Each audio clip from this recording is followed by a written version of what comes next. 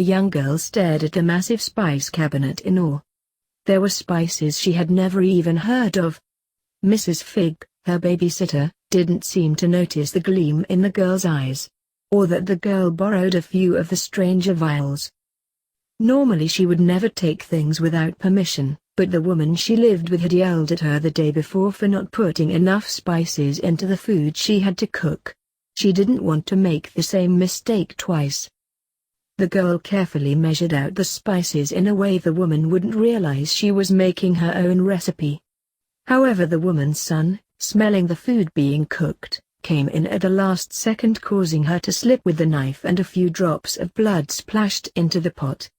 She slipped the last extra spice she had borrowed from Mrs. Fig's cabinet, hiding the fact she was bleeding. However, when she went to take the pot off the fire, without warning the entire thing exploded. She narrowly avoided being hit by the blast. The woman and the pig on two legs weren't so lucky. They were hit full on with the concoction. "You stupid girl. What did you do?" snarled the woman. She didn't bother to tell her the truth. It was bad enough they had gotten hit with what was supposed to be dinner. Being all but thrown into the cupboard she called the room, she knew that she would be lucky to get any food for a few days. In America. Crowley was irritated.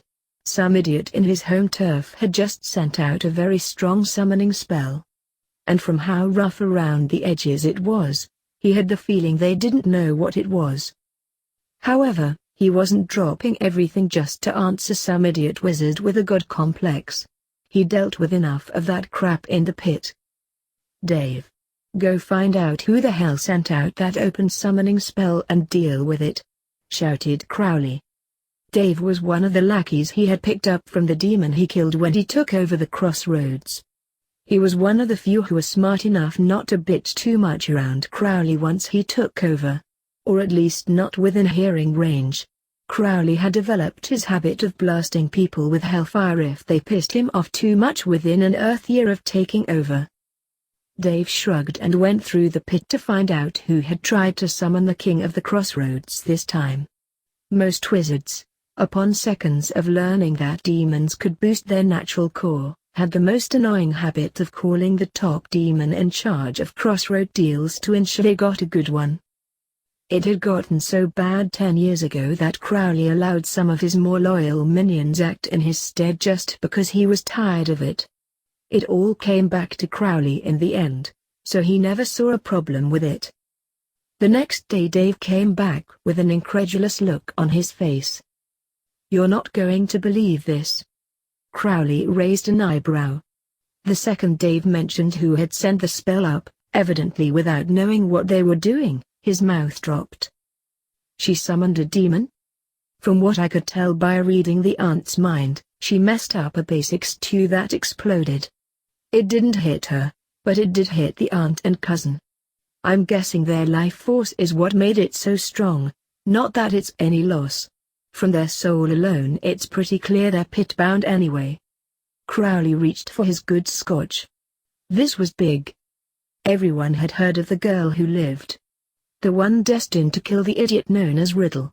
The only reason the Hellhounds hadn't ripped the fool up before now was because he had done something to hide him from their noses. He had a few suspicions what he had done, but no way to prove it. "Are you absolutely sure she's the one who sent out that spell?" "I nicked this off her when I passed her on the street." Crowley looked at the dried herbs. It was one of the main ingredients for the summoning spell. One of the few that couldn't be substituted anyway. "Where in the pit did that girl get her hands on that amount of bloodroot?" "Right. How close were you able to get to her?" "I was barely able to get close enough to steal this.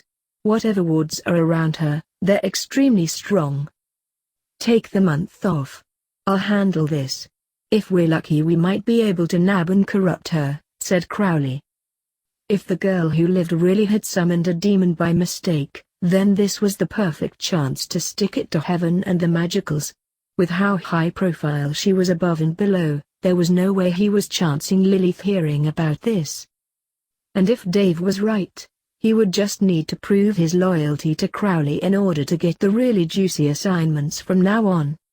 1 week later, Crowley walked into England for the first time in well over 2 decades. And the area he was in nearly made him vomit.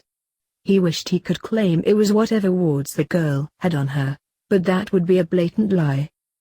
The place was so sickeningly normal. It was far too picturesque for anyone with even the most remote amount of anything interesting about them to stand it for more than a few days before boredom inevitably set in. On the other hand, this type of neighborhood usually meant a lot of deals could be had. The people who lived in these areas were beyond petty and usually needed very little in the way of convincing to sell their souls over. Crowley kept walking until he felt the spell end. There in the yard was a little girl with dirty hair that could either be red or black. With that much dirt it was hard to really tell. He took one look at the woman in the shade watching the girl with a cold expression on her face and knew Dave's assessment of her soul was correct.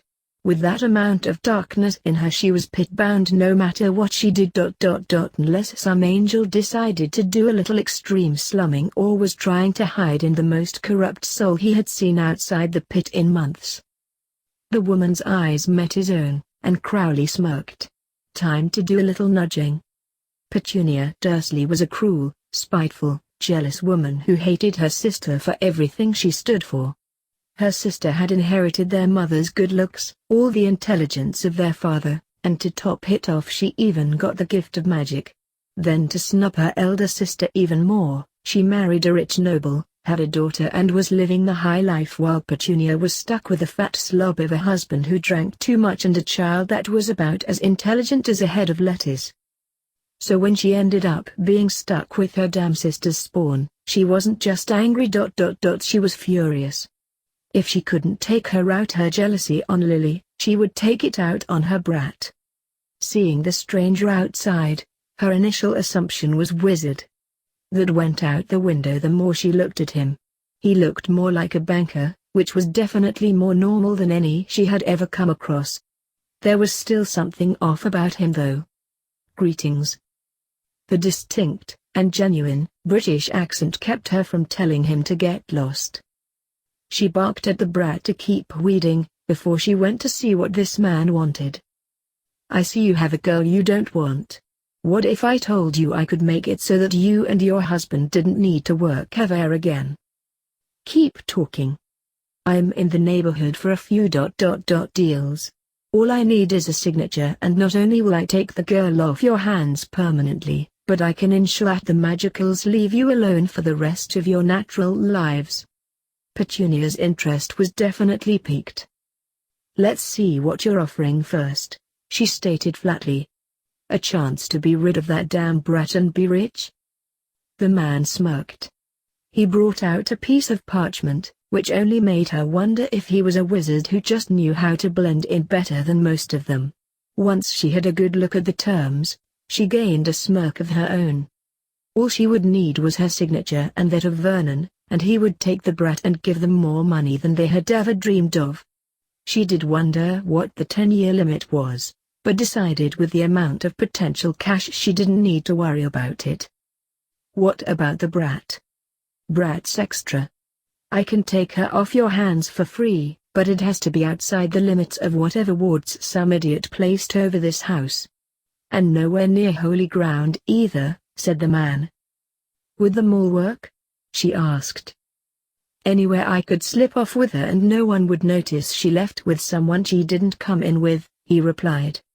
I know just the place. A few days later she signed the contract, not really noticing the paper cut until a few hours later, and so did her husband. He was just as eager to be rid of the girl as she was.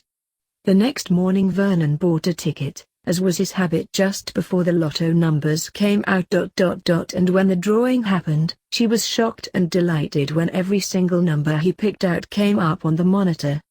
The amount of cheering in their house that night nearly got the police called on them for excessive noise. The girl looked at the man that woman handed her over to warily.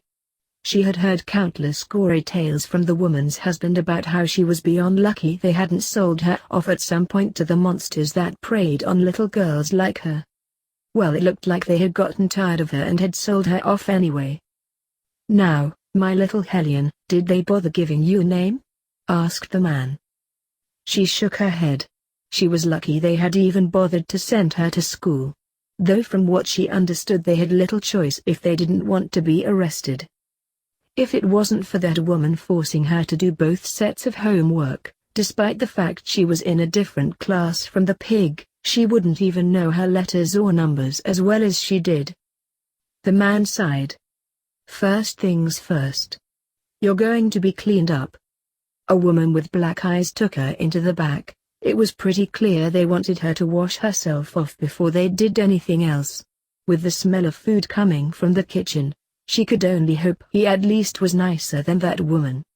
She delighted in the fact they were letting her use the warm water to clean up in. They didn't drag her out after 5 minutes either. Aside from making sure she didn't drown in the tub, she was able to enjoy getting clean. The next surprise was the fact they had clothes that fit her. The rags she had been wearing had been destroyed, apparently. Seeing the food on the table, she was somewhat relieved that she was expected to eat some of it. Considering that a woman never really fed her properly, she had trouble eating large amounts of food at a time. To top everything off, she was given her own room, with a proper bed and covers. She was out like a light within seconds. "Girl's quiet," commented Eliza. Considering that horse-faced idiot was treating her worse than the pew-larded wizards treat their house elves, is that really any surprise? "I can't wait to see the expression on that goat's face when he realizes who's poached his precious pawn," sneered Crowley. He was going to keep her his secret weapon against Voldemort. And unlike Dumbledore, who was such a pacifist that he preferred the hands-off approach to training, Crowley wasn't leaving anything to chance. Once the girl was old enough, he was training her how to really use magic, and not with those silly sticks most of her kind relied on. For the next week and a half, they kept an eye on her. Most of the time Crowley had the few demons who took female hosts keeping her out of things she shouldn't touch. She took the warnings fairly well, considering she was almost 6 years old and looked 3. At this point he was bringing her back up to full health before he started corrupting her. So long as she associated good things with demons, there wasn't a chance in heaven that the angels would be able to get her to return to that house. He had already filled his end of the bargain by helping the fat walrus win the local lottery. He almost wanted to see their faces when the hellhounds came for them in 10 years. She had already gained 20 pounds in weight in less than a month. Considering she was lighter than most of his hellhound pups, that was a good thing in his mind. 3 months into taking the girl in, he had the biggest shock of his life. The girl had disappeared for an hour. "Where is she?" he demanded. "I don't know. I let her leave my sight for a few minutes and she vanished." "Well, she hasn't left the property, not with the tracking spell I laced her with on the first week. So get off your asses and find her." Sir?" said Dave sheepishly. "What?" "I may have an idea where she went." Crowley narrowed his eyes at Dave. He led the demon to the pens, where they kept the hellhounds. There, inside the cage of the most feral one Crowley owned that he only let out on the particularly annoying cases, was the girl. The dog was actually letting her pet the puppies. It wouldn't let Crowley or Dave into the cage at all. Not without a growl warning she was about to bite their heads off. "How?" "I have no idea.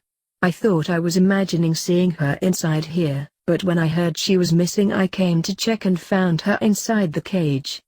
The damn thing won't let me anywhere near her or the puppies." Crowley almost felt relief. "How did you get in there?" he asked the girl. "I saw them, and let her get used to me. She doesn't mind me much because she knows I don't want to take her babies from her." Crowley stared. The girl kept petting the feral mother, who accepted her presence without a hint of protest, aside from glaring at him. "Are you going to stay in there all day or are you going to come out to eat?" he asked finally. She perked up at the mention of food. While she wasn't like the fat pig of her cousin, she did still need to eat more to regain weight before she was in a more healthy weight class. The feral mother nudged her. It wasn't in an aggressive manner, but more maternal. Crowley would never have believed that one would let anyone near her, especially when she had puppies.